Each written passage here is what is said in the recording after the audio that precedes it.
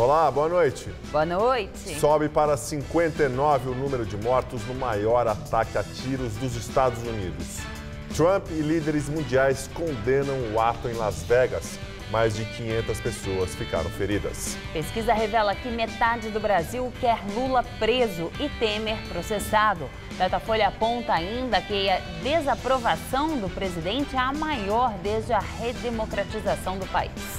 Procuradora-Geral da República, Raquel Dodge, pede ao STF que Temer preste depoimento sobre decreto dos portos. PSDB e Aécio querem que o Supremo suspenda o afastamento do tucano. O Senado mantém para amanhã a votação do caso. Juiz nega homologar acordo que evitaria a prisão do ex-ministro Guido Mantega. Você acompanha essas e outras notícias após o intervalo. Até já! Quantas vezes você enxergou uma oportunidade para sua empresa, mas achou que era um passo maior do que poderia dar? As coisas só andam quando você se movimenta. Capital de giro, fluxo de caixa, a gente te ajuda. O importante é você dar o próximo passo. Afinal de contas, seu negócio tem muitos caminhos para dar certo e um só banco. Bradesco Empresas e Negócios. Para frente com o seu negócio. Imecap Antissinais Q10. A revolução no tratamento de beleza. A nanotecnologia associada à coenzima Q10, nutriente vital na reconstrução celular. Imecap Antissinais Q10. Nanopartículas que agem mais profundo na pele, repondo a perda de Q10 ocorrida ao longo dos anos. O resultado, uma pele mais firme e a redução das rugas e linhas de expressão em até 3 semanas. Imecap Antissinais Q10.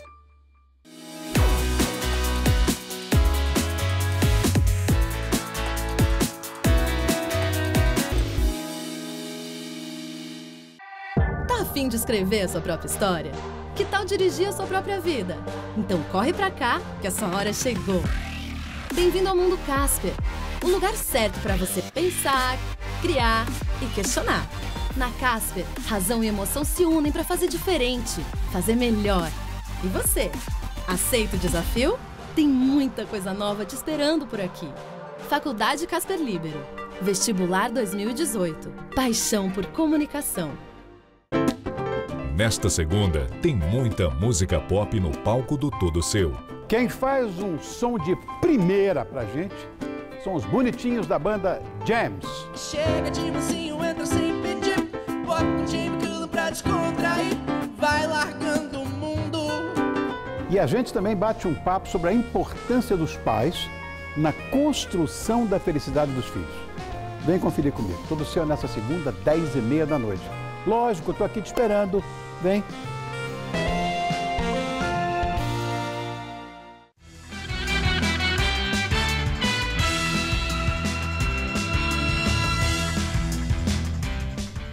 Em Las Vegas, nos Estados Unidos, pelo menos 59 pessoas morreram e mais de 520 ficaram feridas no maior ataque a tiros da história do país. De acordo com o Itamaraty, não há brasileiros entre as vítimas. O atirador foi identificado como Stephen Paddock, de 64 anos. Ele estava hospedado no hotel Mandalay Bay, em Las Vegas, desde a última quinta-feira e do 32º andar abriu fogo contra o público de um festival de música country que reunia 22 mil pessoas. Algum tempo depois, ele foi encontrado morto. Além do rifle usado no atentado, a polícia anunciou ter encontrado outras 10 armas de longo alcance e muita munição. O condado de Clark, onde fica a cidade de Las Vegas, anunciou o estado de emergência por tempo indeterminado. O ataque chegou a ser reivindicado pelo Estado Islâmico, mas o FBI afirmou que não há indícios de ligação entre o atirador e o grupo radical. É provável que Paddock, que não tinha antecedentes criminais, tenha agido como um lobo solitário, como são chamados atiradores independentes que agem por conta própria. Paddock é norte-americano e morava em Mesquite, a 70 quilômetros de Las Vegas, também no estado de Nevada. Eric Paddock, irmão do atirador, disse que Stephen era um homem normal, sem problemas de saúde ou de dinheiro, que vivia uma vida pacata de aposentado, viajando de vez em quando para Las Vegas para aproveitar os cassinos. Na casa do assassino também foram encontrados armas e explosivos adicionais. Em pronunciamento hoje cedo, o presidente Donald Trump chamou o ataque de ato de pura maldade. O presidente elogiou a polícia de Las Vegas, mas não falou sobre as leis americanas de porte de armas. A legislação do estado de Nevada é uma das mais permissivas para a compra e venda de armas e munição. Diversos líderes mundiais expressaram pesar e enviaram condolências ao povo americano depois do ataque em Las Vegas. O presidente Temer manifestou pesar e solidariedade às vítimas e afirmou que o Brasil condena a violência de mais esse tiroteio. Já o presidente francês Emmanuel Macron postou no Twitter que os americanos vão se recuperar mais uma vez de um novo episódio de violência contemporânea. E aqui no Brasil, o PSDB e Aécio Neves pedem ao Supremo para suspender o afastamento do senador. E o Senado manteve para amanhã a votação sobre o caso. A defesa de Aécio Neves entrou hoje com um pedido no Supremo Tribunal Federal para suspender o afastamento dele do mandato de senador. Aécio também está proibido de sair de casa à noite e não pode deixar o país. O PSDB, partido do qual Aécio é presidente licenciado, também está apelando ao Supremo para suspender a decisão. O senador mineiro já tinha sido afastado do mandato em maio, quando veio a público a delação da JBS Friboi.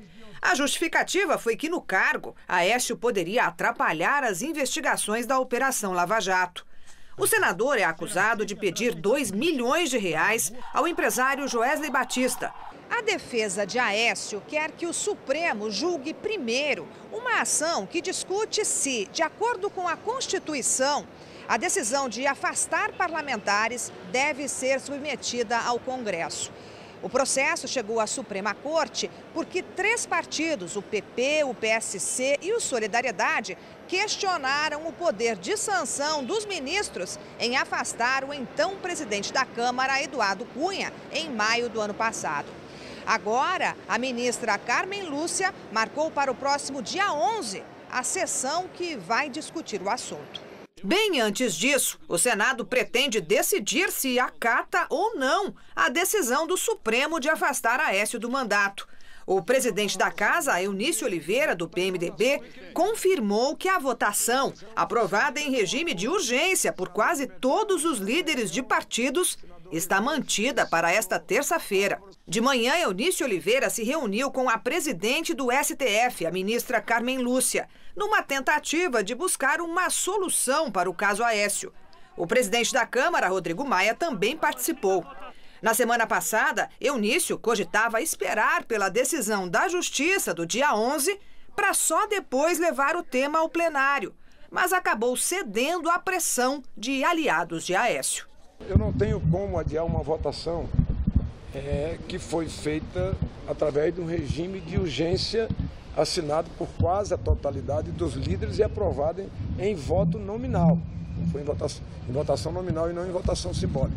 Agora, vamos aguardar até amanhã, né? Vamos aguardar até amanhã em relação a essas medidas que foram colocadas à disposição do Supremo para que o Supremo possa se manifestar sim ou não.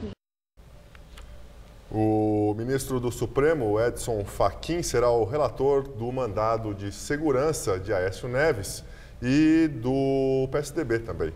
Após o sorteio, a defesa do Tucano pediu que a relatoria ficasse com outro ministro.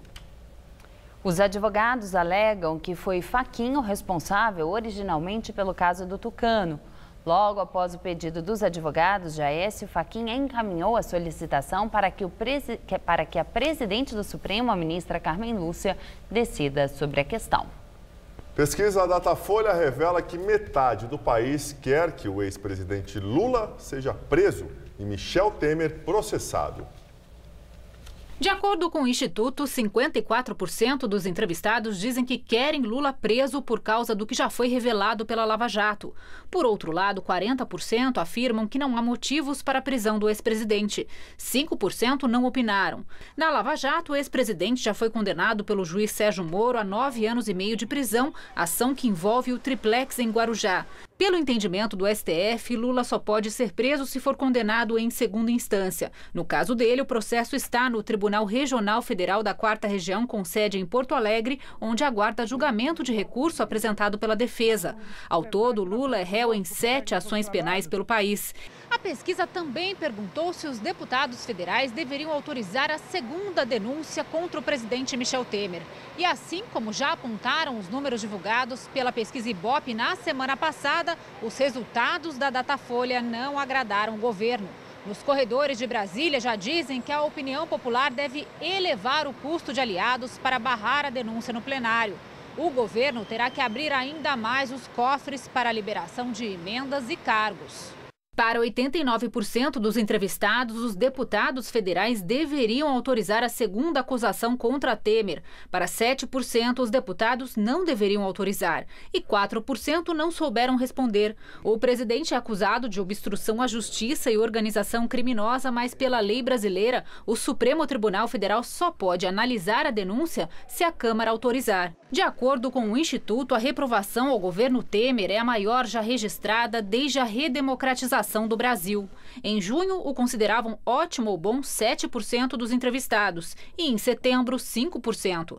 Antes, o consideravam regular 23% e agora 20%. Consideravam o governo ruim ou péssimo 69% em junho e, nesta, 73%. Em junho, 2% não souberam responder e, em setembro, 2% de novo. A pesquisa foi feita nos dias 27 e 28 de setembro. O Datafolha ouviu 2.772 pessoas em 194 municípios. A margem de erro é de 2 pontos percentuais. A Procuradora-Geral da República, Raquel Dodge, pediu ao STF que o presidente Michel Temer preste depoimento sobre a investigação que apura irregularidades em relação ao decreto dos portos.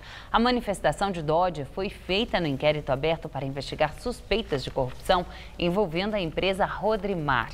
A Procuradora-Geral também pediu que sejam apresentados registros de doações eleitorais às campanhas de Temer em 2010 e em 2014, feitas pela Rodrimar.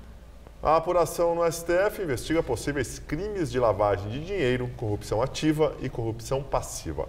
A suspeita é de que Temer tenha recebido propina pela edição neste ano de um decreto que teria beneficiado a Rodrimar. A defesa do presidente e da empresa controladora do Porto de Santos negam as acusações.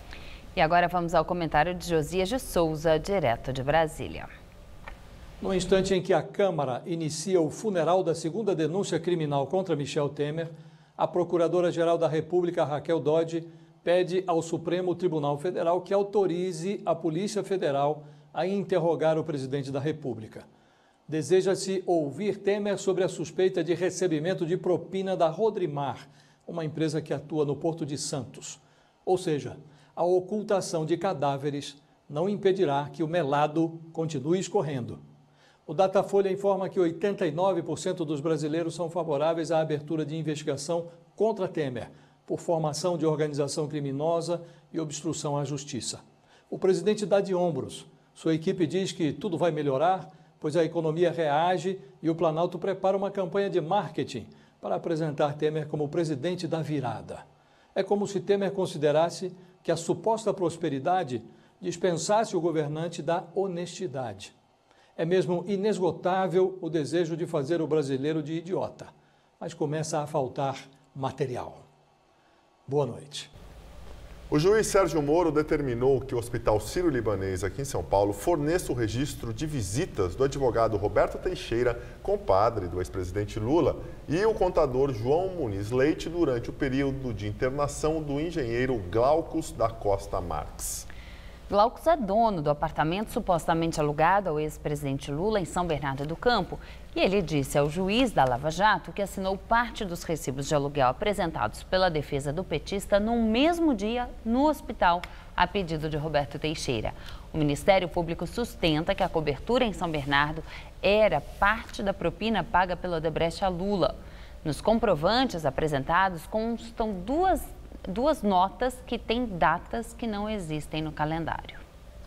A polícia prendeu agora à noite 16 pessoas que participavam da construção de um túnel que levaria ao cofre do Banco do Brasil, na zona sul de São Paulo. Segundo a polícia, a escavação chegava até uma agência no bairro Chácara Santo Antônio. Segundo a polícia, uma casa alugada pela quadrilha que começou o túnel de dentro de um dos quartos. A construção estava adiantada, tinha cerca de 500 metros e sistema de iluminação.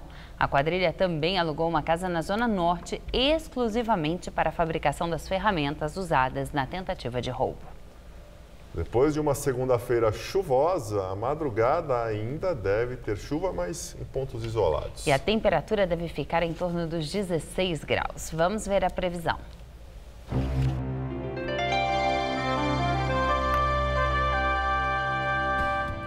O dia amanhã fica ainda mais fresquinho por causa da entrada do ar polar que veio na retaguarda da frente fria, mas chuvas mesmo só teremos no nordeste do estado, o que inclui a região metropolitana. Olha só, para essa madrugada teremos mínima de 16 graus e máxima amanhã à tarde de 24 aqui na capital, com chuva só pela manhã e muita nebulosidade no restante do dia. Aí na quarta-feira a máxima cai para 23, já sem chuvas por aqui, e esquenta na quinta, com máxima prevista na casa dos 30 graus. Justiça nega homologar o acordo que evitaria a prisão do ex-ministro da Fazenda, Guido Mantega, do PT. A decisão é do juiz Ricardo Leite, da 10ª Vara Federal de Brasília.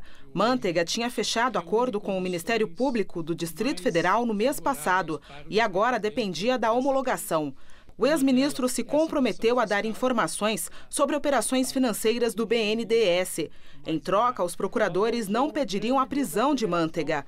O petista foi ministro da Fazenda nos governos Lula e Dilma.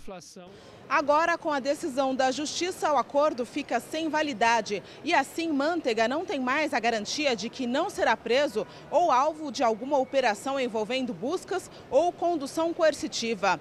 Em delação premiada, o empresário Joesley Batista disse que Mantega atuou para beneficiar a empresa JBS Friboi nas operações com o BNDES. De acordo com Joesley, sem a pressão do ex-ministro, a empresa não teria conseguido empréstimo para comprar a empresa Swift Argentina. A Lava Jato, o empresário Ike Batista, disse que pagou $2,5 milhões ao PT a pedido de Mantega. O ex-ministro chegou a ser preso em setembro do ano passado por ordem do juiz Sérgio Moro, mas a prisão foi revogada no mesmo dia. Na época, ele alegou que a mulher estava doente. E o presidente Michel Temer participou agora à noite da abertura da FutureCon, feira voltada para a área de tecnologia. Na cerimônia, ele defendeu as reformas do governo dele, apesar da baixa popularidade. E o ministro Henrique Meirelles, da Fazenda, prometeu crescimento econômico acima de 2% em 2018. O presidente Michel Temer desembarcou agora à noite em São Paulo para participar da abertura de um evento de tecnologia. Ele estava acompanhado dos ministros da Ciência, Tecnologia, Inovações e Comunicações, Gilberto Kassab, e da Fazenda, Henrique Meirelles.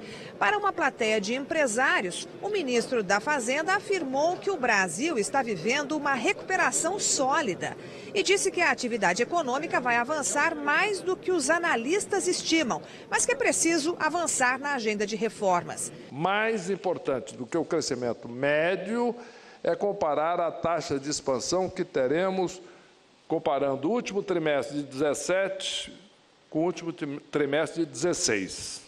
Isso é um dado muito importante para todos. Por essa medida, nosso crescimento será superior a 2%, podendo chegar até 2,5%. O trimestre final do ano, comparado com o começo do ano, o que significa que entraremos no ano de 2018 crescendo a um ritmo superior a 2% ao ano.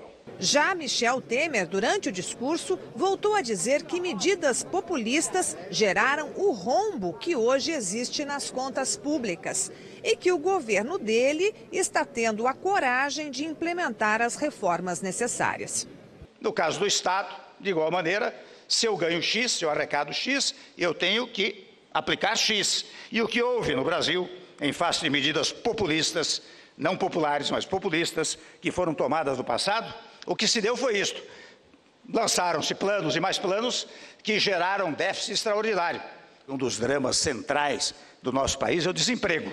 Mas ainda hoje, o IBGE lançou os seus dados, as pessoas ocupadas hoje, que desocupadas estavam, somam 1.300.000 pessoas neste último trimestre. Então nós estamos, como disse o Meirelles, num ritmo de ascensão muito grande.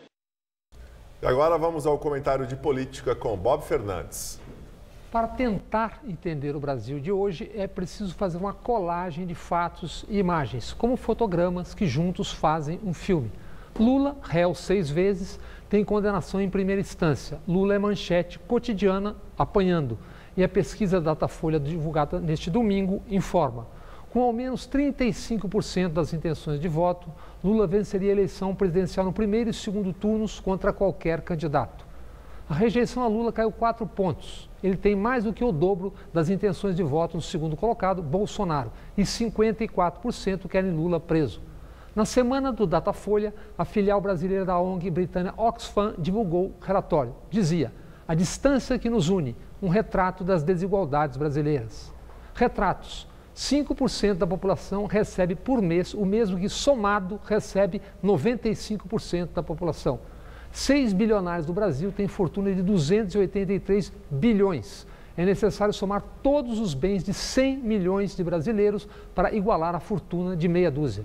Manchete na Folha: número de milionários do país cresceu 11% em 2016. Manchete no Valor Econômico: no mundo, o Brasil só perde para a Rússia em sonegação fiscal. Já o Banco Mundial atesta: 29 milhões de pessoas haviam deixado de ser pobres entre 2003 e 2014.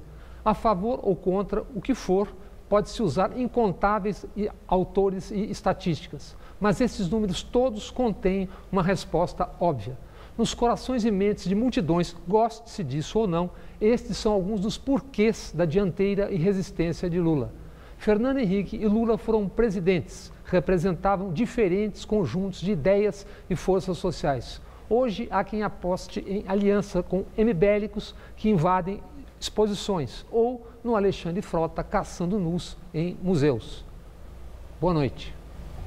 Integrantes de movimentos sociais protestaram por moradia e interromperam o trânsito na Avenida Paulista. A manifestação da União Nacional da Moradia Popular reuniu aqui na Avenida Paulista diversos movimentos de luta por moradia. Durante quase toda a tarde, eles bloquearam o sentido da Consolação da avenida e o trânsito ficou muito complicado aqui na região. A manifestação terminou por volta de 6 horas da tarde. Eles reivindicam que o governo federal cumpra a promessa de construir 70 mil moradias pelo programa Minha Casa Minha Vida no ano que vem e denunciam que não há verba para isso na proposta orçamentária de 2018 enviada para o Congresso Nacional. Um outro revés para o movimento de luta por moradia foi a decisão desta tarde do Tribunal de Justiça de São Paulo, que manteve a reintegração de posse de um terreno particular de 70 mil metros quadrados, invadido pelo MTST em São Bernardo do Campo há um mês. No local, segundo o movimento, estão 7 mil famílias. Ainda não há data para a reintegração. Pela decisão do TJ, será acionado o grupo de apoio às ordens judiciais de reintegração de posse do próprio tribunal para negociar a saída. Em nota, o movimento dos trabalhadores sem teto diz que irá resistir à reintegração e que está programando outras manifestações aqui na cidade. Analistas de instituições financeiras ouvidas pelo Banco Central na semana passada reduziram a previsão para a inflação neste ano. De acordo com o boletim Focus, a taxa deve ficar em 2,95%. Para o Produto Interno Bruto de 2017, o mercado financeiro subiu sua estimativa de crescimento para 0,70%. E agora vamos ao comentário de economia com Denise Campos de Toledo. Não é apenas o mercado que está mais confiante com a economia, como mostram as projeções do relatório Focus do Banco Central. Os índices de confiança dos empresários também têm tido uma melhora importante, assim como dos consumidores. O fato é que a economia vai deixando para trás os números mais negativos e começa a consolidar um ciclo mais firme de retomada do crescimento, com reação da atividade dos vários setores, mais consumo, oferta de emprego, inflação baixa e juros em queda. Claro que não é uma retomada vigorosa. O crescimento segue bem abaixo do potencial do país. Há grandes questões em aberto, como o ajuste das contas públicas, mas entramos num ciclo efetivamente melhor. Até as concessões que andavam emperradas começam a avançar. Por outro lado, a balança comercial mantém saldos recordes, o que demonstra a maior competitividade da produção local. São dados que acabam reforçando essas perspectivas melhores para a economia carente de investimentos, que podem aumentar com as concessões, e de janelas para uma expansão maior da atividade, como acontece com as exportações. Ainda que tenhamos um longo caminho pela frente, não podemos deixar de ressaltar o quanto que esses avanços da economia demonstram um descolamento do cenário político. Essa talvez seja a melhor sinalização do processo de retomada. A economia tem produzido números mais favoráveis, apesar de todas as incertezas geradas pelas investigações, delações, ações judiciais, incertezas que envolvem o núcleo do governo e até o presidente. Em alguma medida, atrapalham mesmo a reestruturação econômica. Já não se pode contar, por exemplo, com uma reforma mais ampla da Previdência. No máximo, se pode esperar pela aprovação de medidas que segurem os déficits. Mas até isso, os agentes econômicos estão conseguindo superar. Já não há um abalo maior de confiança em função da frustração de algumas expectativas. O possível está acontecendo e já deve trazer mais alívio para consumidores e empresas. Eu volto na quarta. Até lá. Nós ficamos por aqui. A edição de hoje pode ser vista no site do Jornal da Gazeta. Muito obrigado pela companhia. Tenha uma excelente noite e uma ótima semana. Até amanhã, Ju. Até amanhã, Gabriel. Uma boa noite para você, que agora é com Rony Von no Tudo Seu.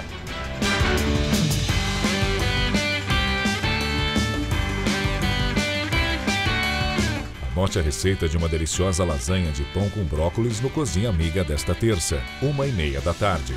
Assista agora, Tudo Seu.